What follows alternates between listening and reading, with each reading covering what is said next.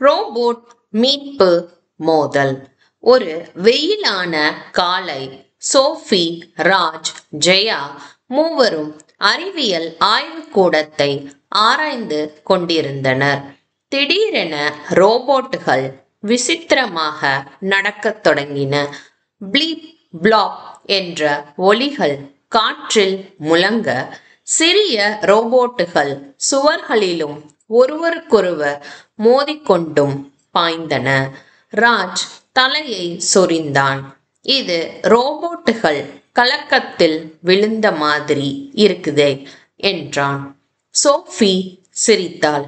இவர்களுக்கு ஒரு ரீபூட் தேவைப்படலாம் என்று சொன்னாள். அப்போது ஜெயா முக்கிய கட்டுப்பாட்டு பலகையில் சிவப்பு விளக்கு மின்மினுப்பதை கவனித்தாள்.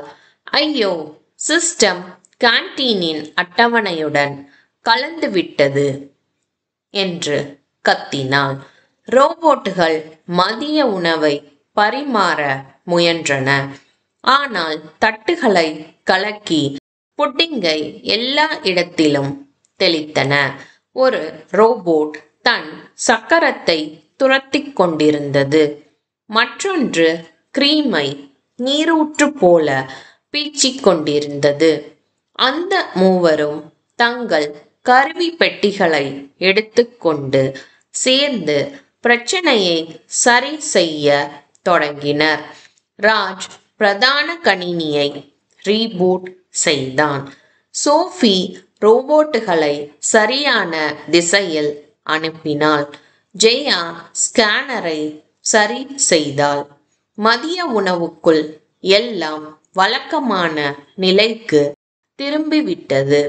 ரோபோட்டுகள் சாண்ட்விச்சுகளை சிந்தாமல் வழங்கின. மேலும் சிறிய வெற்றி நடனமும் ஆடின. நீதி: ஏதாவது தவறு நடந்தால் அதை சரிசெய்ய சிறந்த கருவிகள் 2. குழு உணர்வும் சிரிப்பும் தான்.